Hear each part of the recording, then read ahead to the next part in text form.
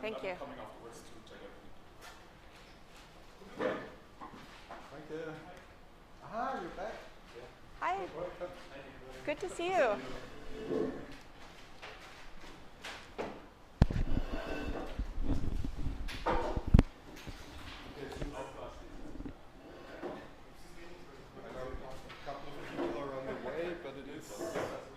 Let's give it one more minute. Just okay.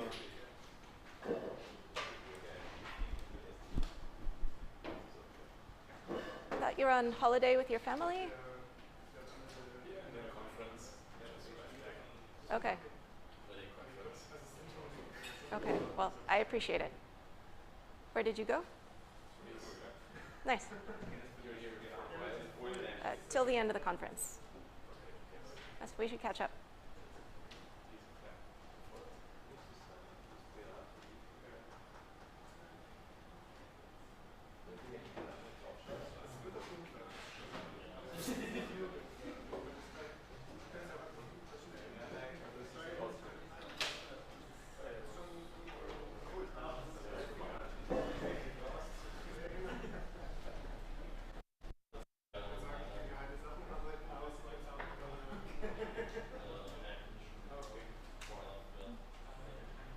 Even despite people's getting stranded, it seems like a good crowd. Yes, it might be good that the people are stranded because I think another 20 people would kind of make it difficult. Okay,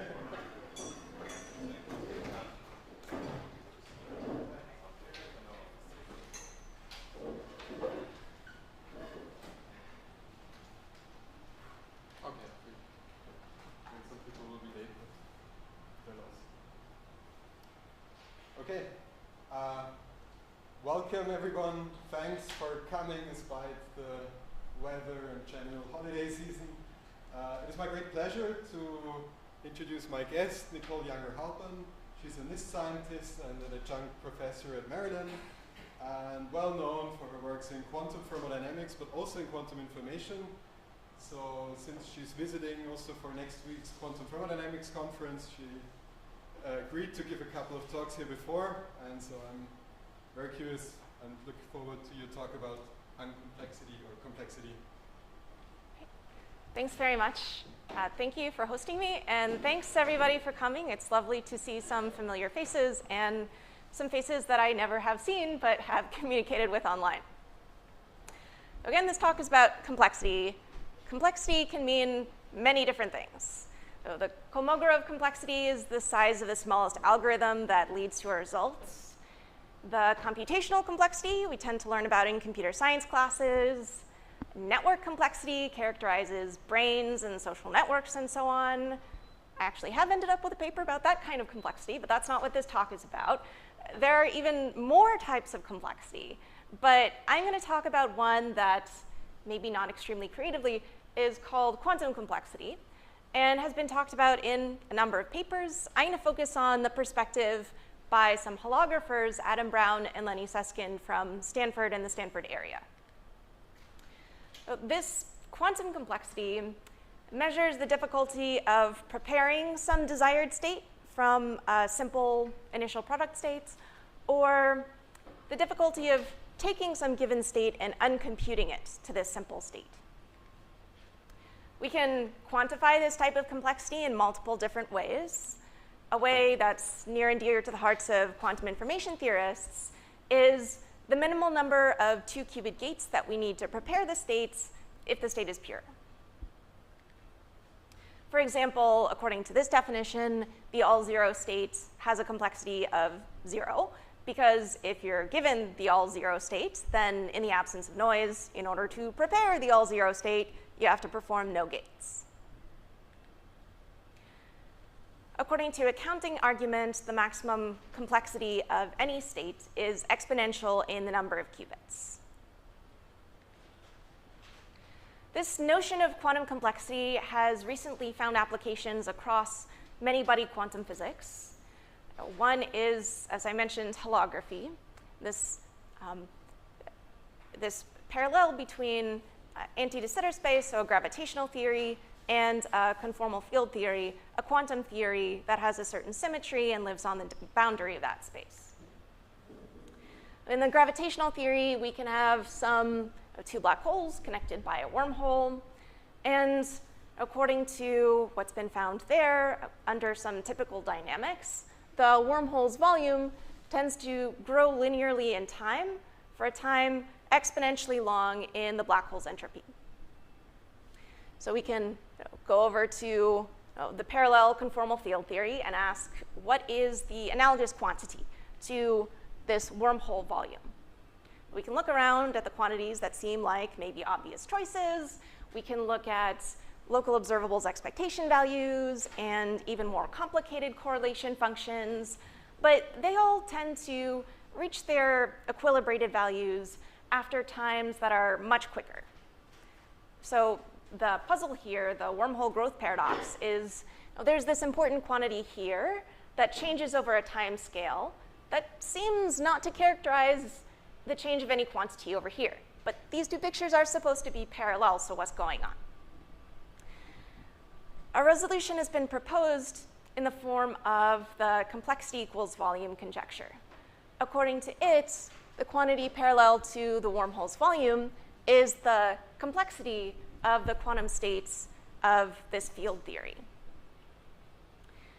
And after this resolution was proposed, complexity was even conjectured to be parallel to other quantities in this ADS picture.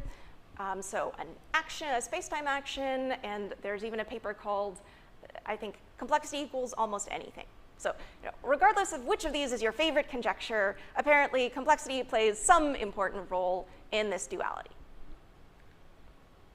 Also in quantum computation, we can achieve a quantum advantage or quantum supremacy if we prepare a sufficiently complex state so that it's very difficult to simulate classically. And in condensed matter, we can be interested in topological phases. They're very popular for reasons of quantum computation and also out of fundamental interest. If a Hamiltonian has a gap between its ground state and its first excited states, then this Hamiltonian can have a non-trivial topological phase just if the ground state is somewhat complex. So its complexity is greater than a constant in the system size. So for all these reasons, the quantum complexity is something interesting, an interesting quantity to characterize. Not only is the notion of complexity useful, but also something that I'll call uncomplexity is useful. By uncomplexity, I mean the maximum possible complexity minus the actual complexity. Why is this useful? We can see through a simple example. Suppose that we want to perform a quantum computation. Then we start off with a simple tensor product. It serves as clean scrap paper for the quantum computer to write on. So being close to that simple product state, having an uncomplex state, is useful. When I say useful, I think some people here will automatically think maybe can serve as a resource. And so Adam Brown and Lenny Susskind, these holographers, conjectured that we might be able to define a resource theory for uncomplexity.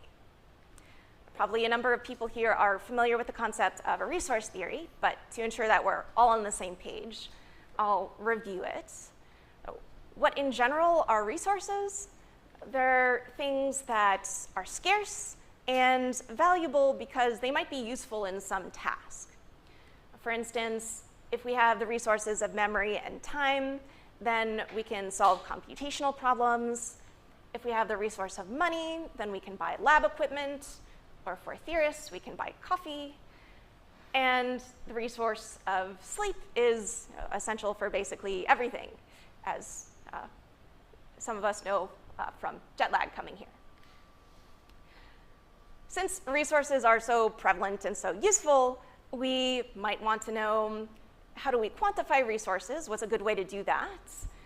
How do we compare to different resources? To what extent can we interconvert resources?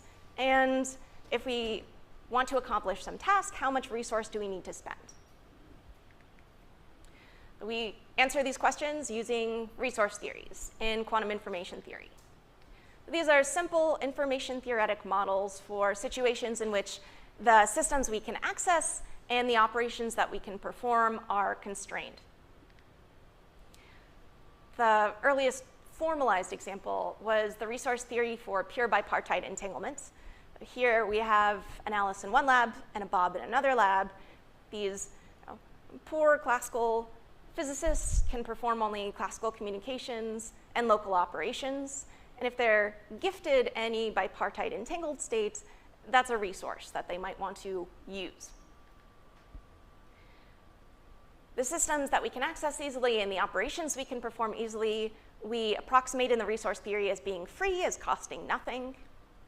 And everything else is scarce. It might have some value, so we call it a resource, particularly the systems, at least in resource theories of the type I'll be talking about. And we use a resource theory to formalize operational tasks, such as the distillation of high-quality entanglement from low-quality entanglement. We ask, what are the optimal efficiencies with which we can perform these tasks? So the field of quantum resource theories has exploded over the past several years. Resource theories have been defined for all sorts of quantities. So, thermodynamics, entanglement, quantum computational magic, randomness, and more. Again, our holographer friends conjectured that we can define a resource theory for quantum uncomplexity. And so we wanted to address this conjecture. So I had the privilege and pleasure of working with a wonderful team of people to define a resource theory of uncomplexity and use it to define some operational tasks and identify their optimal efficiencies. So Jonas Haferkamp is now at Harvard, and Jonas, Philipp Feist, and Teja Kothakonda at the time were in the group of Jens Eisertz, and Anthony Munson is in my group in Maryland. But most of what I'm going to talk about will be in this paper, which is about the resource theory. This was an earlier paper whose results we used in order to prove some of the resource theory results. But here's where I'd like to go. First, I'll describe the setup. Then I'll define the resource theory by presenting the free operations. The resource theory involves some operational tasks. So we defined the extraction of uncomplexity and the expenditure of uncomplexity to effectively prepare a state. We quantify these tasks' operational efficiencies using a quantity that we introduced that we called the complexity entropy. And we managed to prove some statements of monotones. These are functions that quantify how much resourcefulness a system has. Then I'll talk about opportunities for future work. Any questions up until this point? Yes? I have not defined that, so you should be confused about what it is. When we get to this part of the talk, I'll give the whole background, motivation, and definition. It's a function that we introduced in order to quantify these tasks' efficiencies.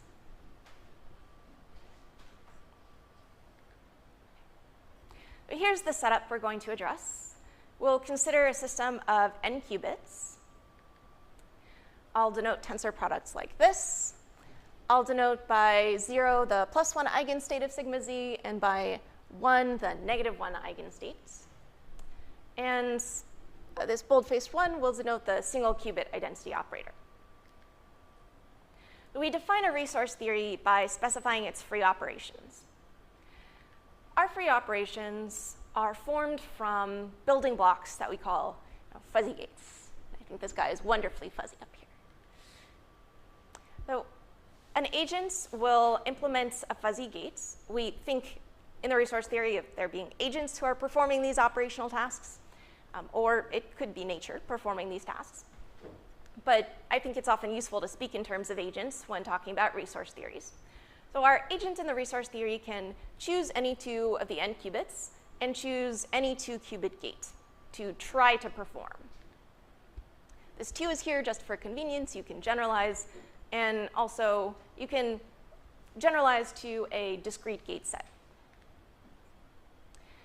Whenever we try to implement a gates, we don't succeed because there's noise. We modeled the noise as follows. So I'll denote by du tilde the Haar measure on the set of 2-qubit gates. The Haar measure we can think of as the uniformly random measure on the sets. Technically, it's the unique unitarily invariant measure on the group. The noise is specified by some error parameter. And I'll denote by this P any probability distribution on the set of 2-qubit gates that's normalized. This is a probability distribution associated with trying to perform the gate U, but suffering from error epsilon. And this is the distribution over all the possible gates. This distribution kind of introduces error in all directions. So it's non-zero on some open set that contains the target gate. And this distribution will be non-zero just for unitaries that are epsilon close to the target, because hopefully the noise isn't too bad. So when the agent tries to perform this target gate U, they actually perform some gate that's chosen randomly according to this distribution. And that gate implemented is a fuzzy gate. So what are the free operations? They're built from the fuzzy gates. The set of fuzzy operations is the set of all compositions of fuzzy gates. Now, why do I make this distinction between fuzzy gates and fuzzy operations? Because according to the rules of resource theories, the set of free operations needs to be closed under composition. So the set of fuzzy operations is by definition. I like to think of the states undergoing some slightly random trajectory through the set of pure states, if we start with a pure state. At least this is the picture that is favored by the holographers whose request for resource theory we were trying to meet. But quantum information theorists have used this sort of model too. Some people here might be familiar with canonical typicality. This is at the intersection of quantum information and quantum thermodynamics, and it's associated with the notion of taking a pure state randomly. So we can imagine our agent starting off with a state psi, and then performing one slightly random gate, and then another slightly random gate, so that the uncertainty in the state starts very, very small, but grows and grows and grows. Now, the agent might naturally have some chosen tolerance for how fuzzy they would like for the state to get. So the agent might want to limit the number of gates that they are willing to perform. You'll notice that no systems can be tensored on for free, and also partial traces are not free. Those familiar with resource theories might realize that this is a little bit odd, but it's actually not unprecedented. There have been defined resource theories in which these two operations are not free, and we can understand fairly easily why we might want to exclude some of these common operations from our set of free operations. If we tensor on any state, even a state that we think should have no complexity, then we actually do, any state that we think should have no uncomplexity. As a matter of fact, we do increase the uncomplexity of our state. So we actually are adding on our resource. For instance, suppose we start off with the maximally mixed state, or a maximally complex state of n qubits. This seems like it should have no value to start with. It has a maximum complexity. And suppose that we tensor on another maximally complex state, this time a state of k qubits. That seems like it should be worthless. It has a complexity like 2 to the k. So the tensor product has a complexity of 2 to the n plus 2 to the k, because in order to prepare this tensor product, we first prepare the first state with 2 to the n gates, and then prepare the second state with 2 to the k gates. However, the maximum possible complexity of the tensor products is even bigger. It's 2 to the n plus k. So the uncomplexity has grown from 0 to this quantity minus this quantity. So we really shouldn't tensor on a maximally complex state, that really isn't a free operation. It really increases the uncomplexity of our state. This argument is very far from new. It was developed in the 90s under the heading of the one clean qubit model of quantum computation. Does anyone have questions about the free operations? Yes? Can I see this in terms of like typicality of entanglement, in that it's actually quite unusual to say that these two systems have no entanglement with each other, and that's why it's actually quite a resource, it's generating a resource to bring them together? I think that's good intuition. Yeah. So your resource theory will then technically depend on the choice of epsilon and also the choice of distribution P that you fix? Yeah, it's similar to the role of the temperature in a resource theory of athermality.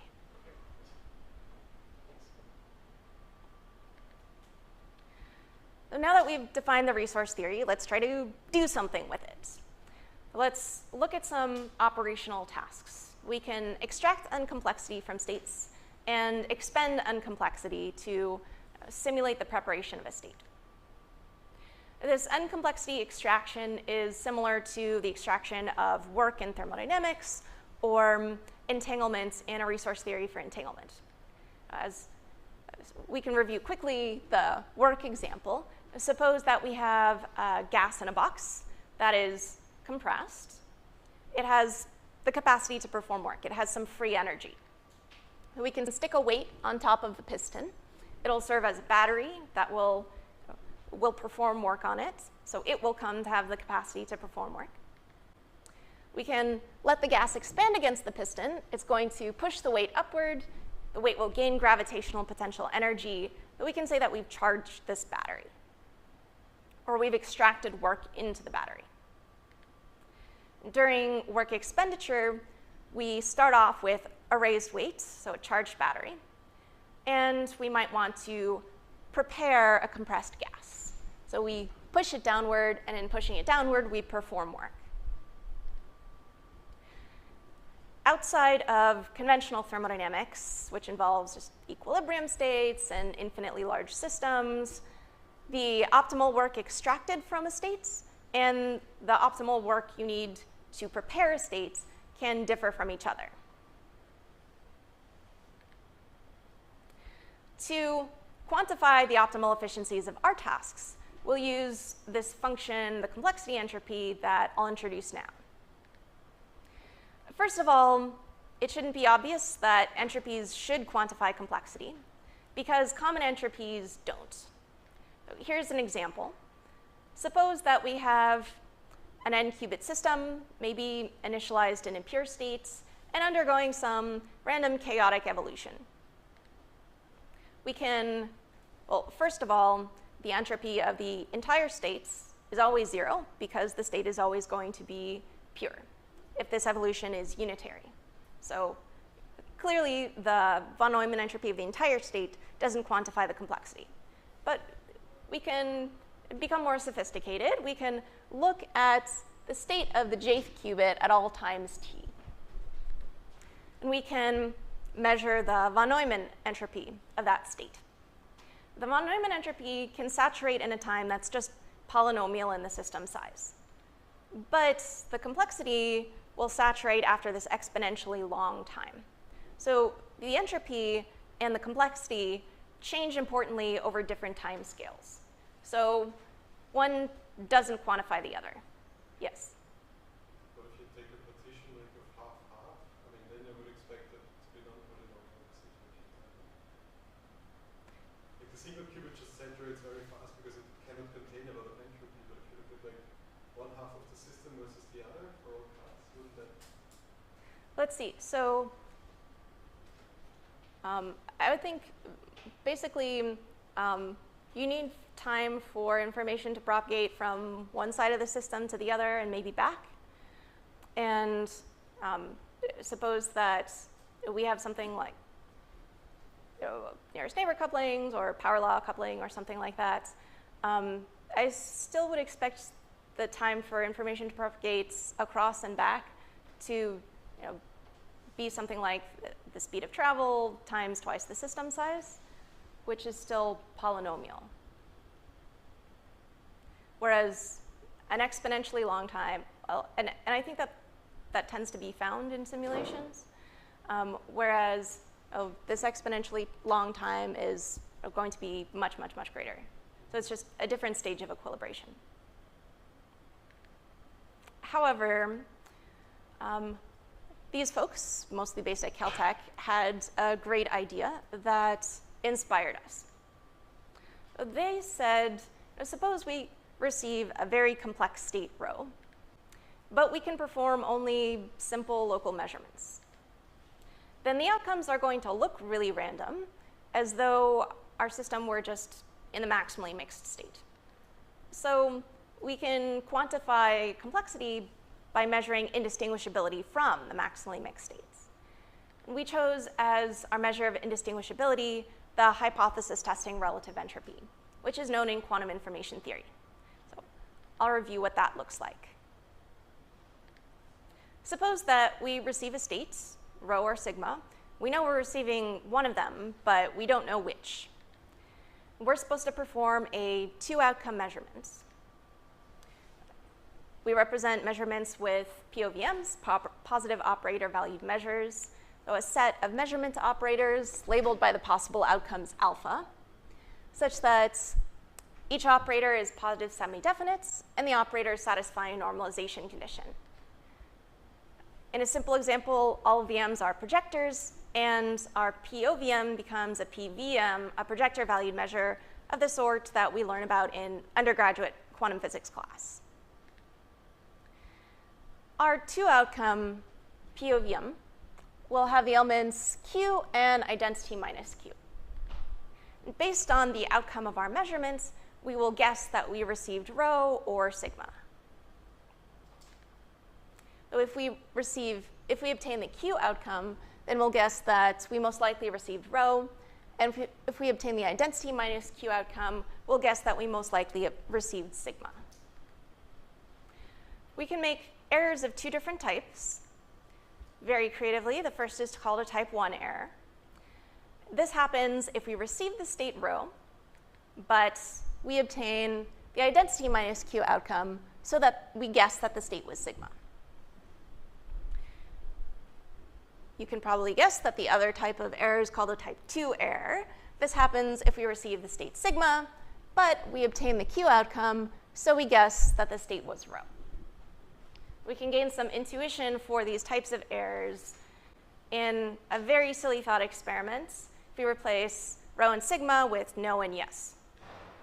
So suppose that in a doctor's office, the question to be answered is the patient pregnant or not? And suppose that the answer is no, the patient is not pregnant, but the doctor obtains this outcome and so says, yes, the patient is.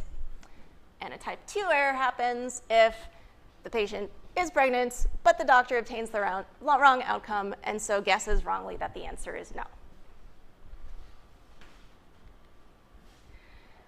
We might have some natural tolerance for the greatest allowable type 1 error.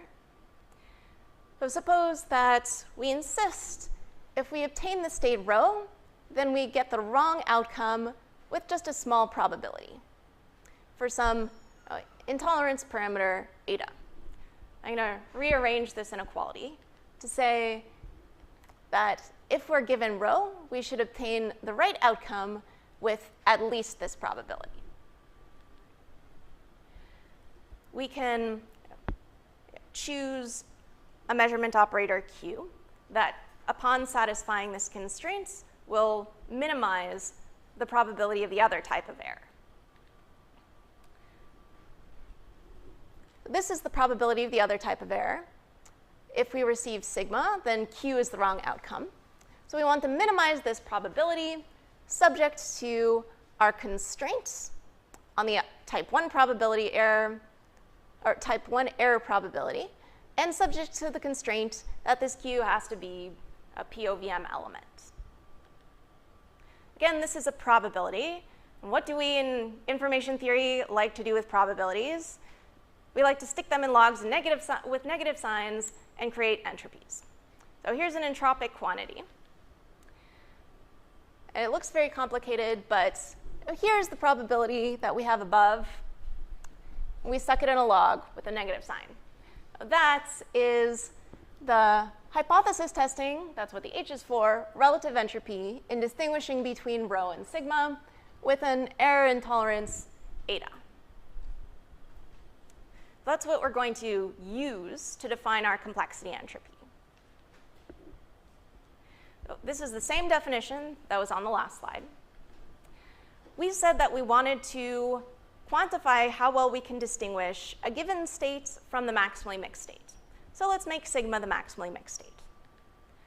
And we can simplify things, do away with constants that don't matter, and then do something a little less trivial. We'll restrict these measurement operators to be fairly simple. That is, we can implement each of these measurement operators with just up to r gates for some number r, and then a simple projection. But let me be more specific. Let's start by defining a set of zero complexity measurement operators. I'll call this set M0. If one of these measurement operators is affected, then the jth qubit for every j is either projected onto the zero states or not touched. Let's associate the value 1 of some number alpha sub j with this projecting onto 0. And let's say that alpha sub j equals 0 if we do nothing to the state. Also, let's define the 0th power of this projector as the identity operator. Every measurement operator of this very simple type has this tensor product form. For every one of the qubits j, we perform this projector to the alphth power. That's a measurement operator Q0 in our set M0 of really simple measurement operators. Now let's get not quite so simple. Let's choose some integer r and say that we're allowed to perform up to r gates. So we can implement some unitary u sub r that we choose. After that, we perform our super simple measurement effect. The result is a complexity restricted measurement operator formed from taking the really simple measurement operator and conjugating it with our unitary. I'll call that Q, and it's in a set M sub r of R complexity measurement effects. Now we can finally build the complexity entropy. So it's an H because we usually call entropies H or S. This C is for complexity. R is the number of gates we can perform. Eta is the error intolerance. And we're trying to characterize the complexity of a state rho. Oh, we like having logs. And the log is the trace of this measurement operator Q. That Q has to be not too complex. We can perform it with our gates. And Q has to satisfy our tolerance condition on the type 1 error. By the way, this log trace here is just the number of identity operators in the projection. We can understand this quantity through two simple extremes. First, suppose that R is big, that we can perform lots and lots of gates in performing our measurement. And in fact, the number of gates we can perform is at least the number we needed to prepare our initial state in the first place. And in these two extremes, suppose that the state is pure for simplicity. Then our complexity entropy is 0. It's very small. Second, suppose that we can't perform so many gates. Then our complexity entropy will be large because the state looks really mixed to us. The complexity can reach n, the number of qubits. Does anybody have questions about the complexity entropy? So if you have more gates, then it's more complex. But there are kind of two sets of gates that we might want to consider. There's the number of gates that we can perform in implementing this measurement effect. And if that number is large, then the complexity entropy is low, because we can basically undo the gates that were needed to prepare the state in the first place. So we can map the state all the way back to the all 0 state, and then just project onto the all 0 state. So there are no identity operators in our simple projection. So the state, we will know for certain if we check, is this state the all zero state after our circuit or not? We'll get that it is the all zero state. And so the state doesn't look mixed to us. There's no randomness in our measurement outcomes. In the back? So if R is the number of gates you can implement before you reach your error tolerance on your first step, where the error was increasing between each fuzzy gate, and eta is the probability of having the wrong result or the correct result. I don't remember if it was one. So wouldn't these two numbers be related? R and eta do have an interesting interplay. So suppose, for instance, that R is low, so you can't perform too many gates. Then you would expect the complexity to be high. But if eta, your intolerance, is really large, then it can kind of eat up some of that apparent complexity.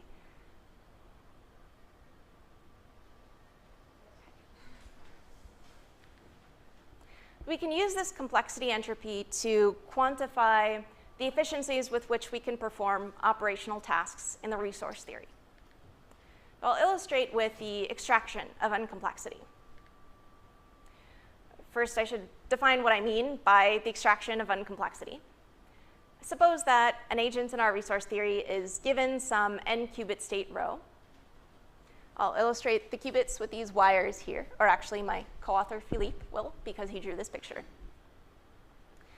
Then suppose that the agent can perform up to R fuzzy gates, because again, the agent probably has some personal tolerance for how fuzzy their state is allowed to get before they get really irritated.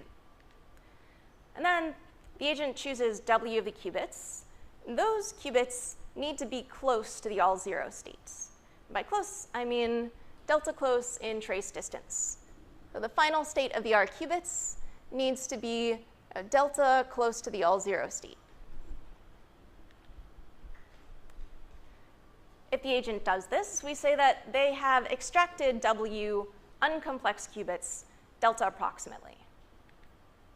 We need to figure out the greatest possible value of W, how many qubits our agent can extract. We proved this theorem.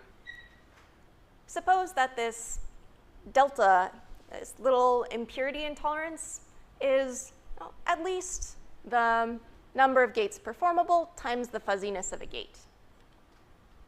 Then for every value of a parameter, dependent on those earlier parameters, there is a protocol with which the agent can extract some number of qubits. That's the total, or the maximum possible complexity entropy minus the actual complexity.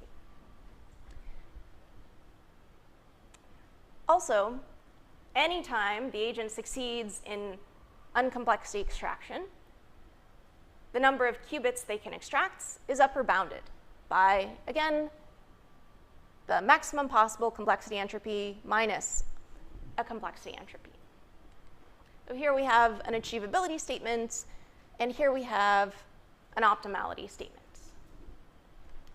And the proof tools were kind of typical quantum information theoretic proof tools, so the triangle inequality and properties of projectors and so on. If you want details about the proof, I have slides about that.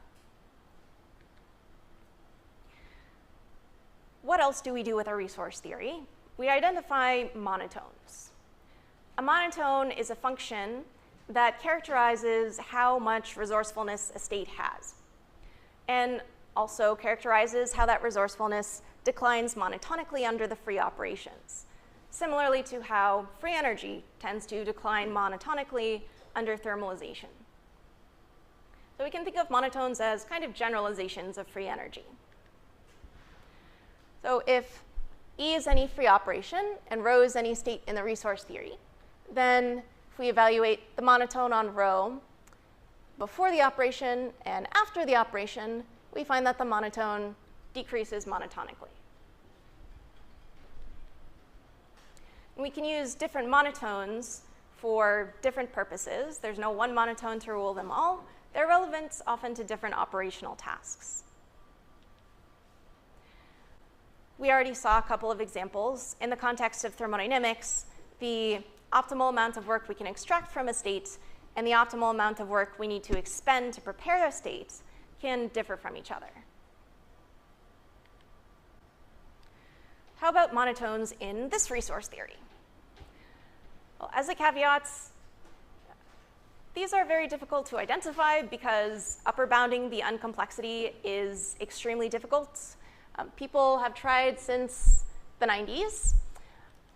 And for that reason, because of that difficulty, our monotone results hold just in certain regimes. Here we use a tool, namely our earlier paper about complexity. And it was really my co-author Jonas who came up with this fantastic idea for actually succeeding in upper bounding the uncomplexity. This paper was a resolution to another conjecture by Adam Brown and Lenny Susskind that was inspired by the black hole information paradox. In order to introduce that paradox, let me define the exact circuit complexity as the least number of 2-qubit gates that we need to prepare a pure state from the all-zero states. I mentioned this definition briefly before.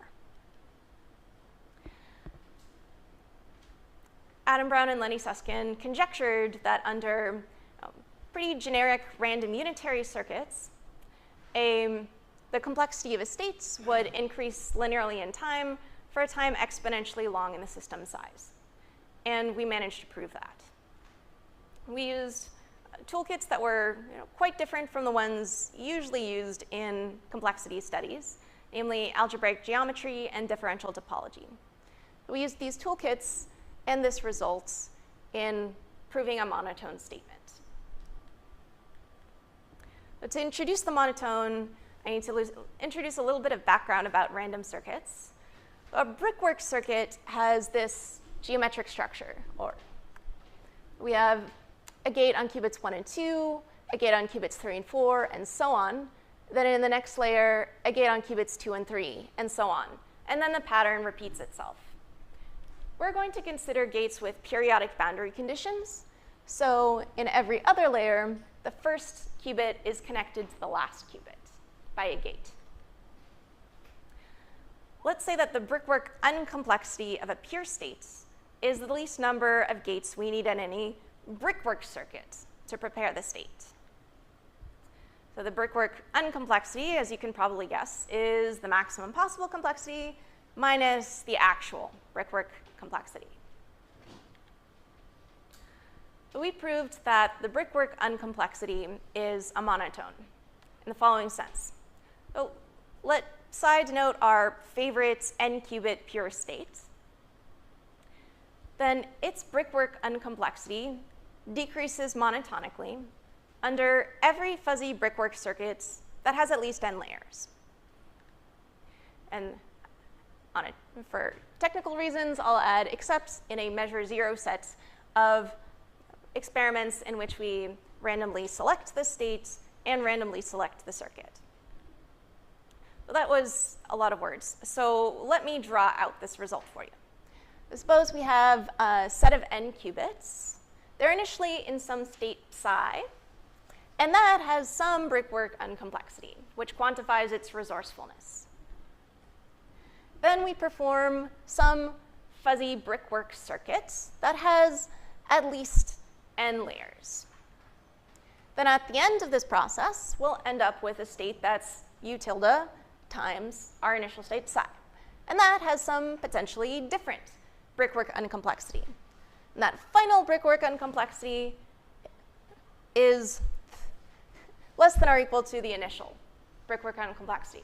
So the brickwork uncomplexity has decreased monotonically with probability 1. Yes? So what does this probability 1 refer to? So is it the relative to the randomness introduced by these circuits, or relative to the choice of these brickwork circuits? So the probability partially characterizes which state in the space of n qubit states we're looking at initially, and partially characterizes which brickwork circuit we construct. And that can take into account, just which gate do we slot in here. Okay, I see. Yeah, yeah. Right, okay, so this is fuzzy in the same way that you introduced before, like you don't implement U exactly, but a little bit in noise version. Yes. Okay, thank you. Yeah.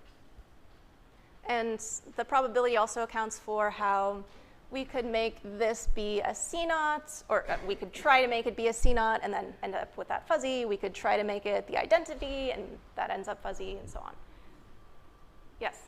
Can you recall me how the R to N was? You had a condition on Sorry, R. could you repeat that? You had a condition on R, which is probably the number of gates here, right? What was the condition of that? Was it something times N, or was it lower than N? R, R was the you, number of 2 cubic gates you can perform, right? you can just choose your favorite R. Ah, okay, so it has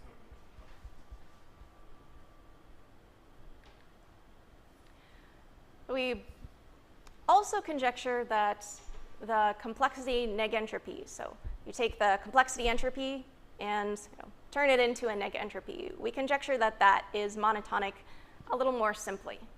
So we can define the complexity neg entropy as the maximum possible value, the number of qubits, minus the actual complexity entropy. Why might we think that this quantity should be a monotone? Well, first, we saw that it quantifies the efficiencies with which we can perform operational tasks, similarly to the free energy in thermodynamics. And second, we can actually prove that this quantity is a monotone in 2 special cases when our error intolerance parameter is 1. Why in this particular case? Because we can use those mathematical toolkits from the earlier complexity paper. So specifically, we conjecture that for any n-qubit state rho, this complexity neg entropy will decrease monotonically under all fuzzy operations for all values of R, so number of gates we can perform, as long as this intolerance parameter is large enough, so kind of close enough to 1. And we expect that that threshold will depend on the fuzziness. Okay. And that conjecture, which is an opportunity for future work, leads me into more opportunities for future work. The complexity entropy can be explored in terms of its mathematical properties and possible applications. We showed that it quantifies the efficiencies with which we can perform 2 tasks, but maybe there are other tasks, say information processing tasks performed by an agent limited in how many gates they can perform. We can also look at this resource theory of uncomplexity in the much larger space of the set of all resource theories. There are lots of resource theories listed in this lovely review, and lots of possible properties of resource theories. We can see where this resource theory fits in. In particular, there's already a resource theory for magic in the sense of quantum computation. So gates that are not Clifford operations, that do not map the Pauli operators to the Pauli operators, are said to have magic. Magic serves as a resource in quantum computation. So this resource theory for magic is a resource theory for how difficult it is, in the sense of how much magic you need, to perform some n-qubit unitary, to perform some quantum computation. Also, our resource theory is a resource theory about the difficulty of performing an n-qubit unitary. So it would be nice to combine these and make some overall resource theory about the difficulty of implementing an n-qubit unitary. Also, we built this resource theory because of the holographers. They kind of asked for the resource theory. And so it'd be lovely to find maybe stories in holography or condensed matter or elsewhere that we could rephrase in resource theoretic terms so that we could then use these quantum information theoretic tools to solve problems in those settings. For instance, maybe there's some context in which Alice falls into a black hole, and this uncomplexity theory turns out to be relevant. I know of one possible example, but it would be nice to know of more and to work through them. In summary, we saw that this notion of quantum complexity has been popping up all across quantum many-body physics. We saw the resource theory framework, which kind of differently comes from quantum information theory.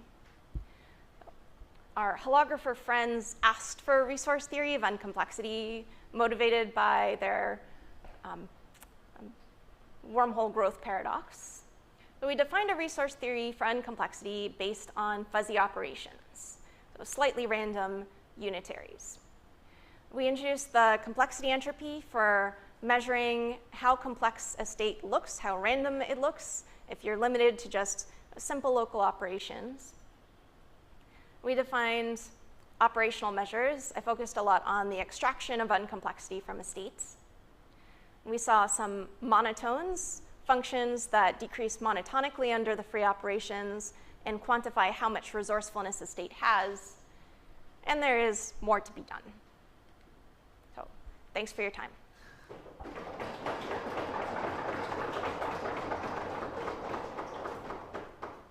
More questions? Yeah, thanks for the talk. Questions, please, with the microphone for potential online audiences.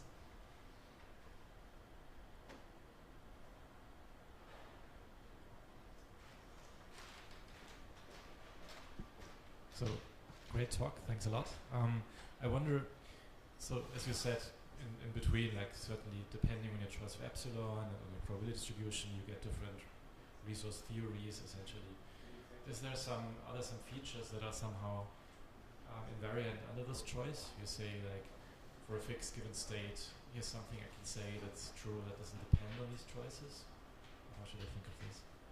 I do think of the resource theory's dependence on epsilon and the probability distribution as similar to the dependence of the resource theory of athermality or a resource theory of athermality on beta. So in the resource theory of athermality, we prove statements, and the statements contain beta, and we say this holds for all beta. So similarly, I would say we prove statements that depend on epsilon and implicitly on p, and the statements hold for each choice of epsilon and p.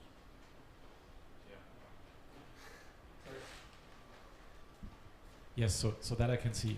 Maybe just a quick follow-up on that. So for beta, for the athermality, you can say, well, this is a parameter with like a very clear physical interpretation. Could you say the same for, say, the p or the epsilon, that maybe from the way you will interpret it and introduce it, say, in high energy physics, this is a specific physical meaning that will tell you which choice is a good one? I think of epsilon as how something like the fidelity of a gate. Something similar to that, suppose that I try to turn on a magnetic field for this amount of time, but I tend to turn it on actually for an amount of time within this little window around the desired amount of time. Then that window dictates epsilon and also dictates the probability distribution, as in maybe I'm much more likely to turn on the gate for t plus delta t amount of time rather than t plus 2 delta t. So I think of it as motivated by what's done in the lab, or and problems in the lab. Great, thanks.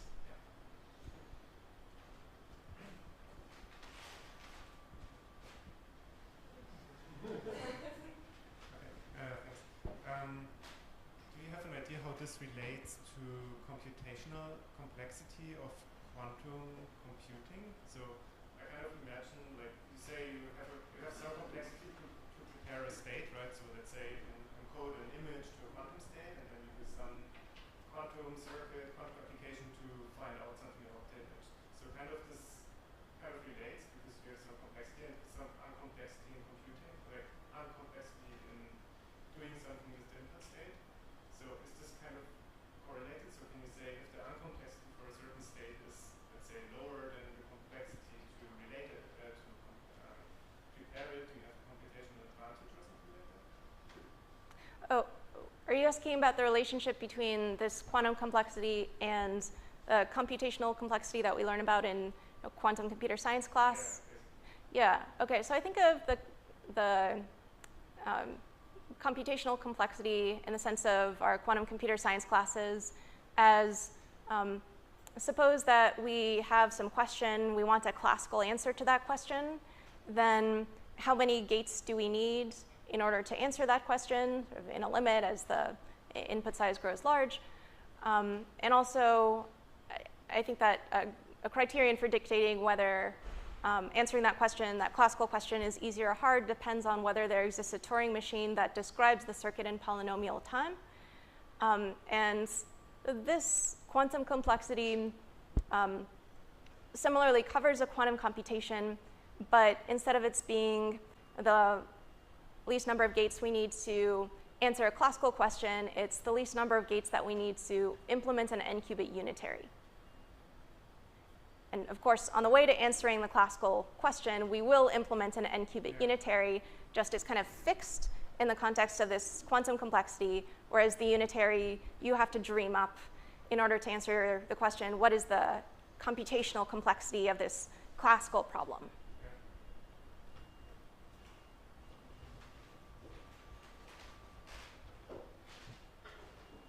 Hi again.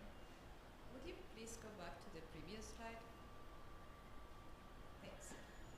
So when you define complexity entropy, you were using a particular kind of operations, rather simple operations. Do you consider the possibility of expanding this definition for other kind of operations, or you are using this as a base simple case scenario bound for other kind of operations? You could take this complexity entropy and play with its definition.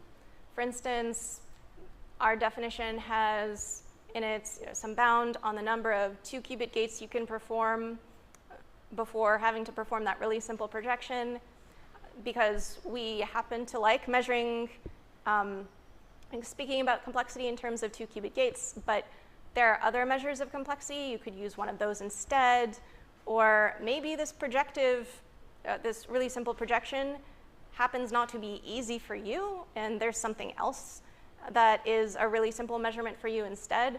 You can plug that into the definition instead, so you can use it in a way that's, you can change it and use it as you need to.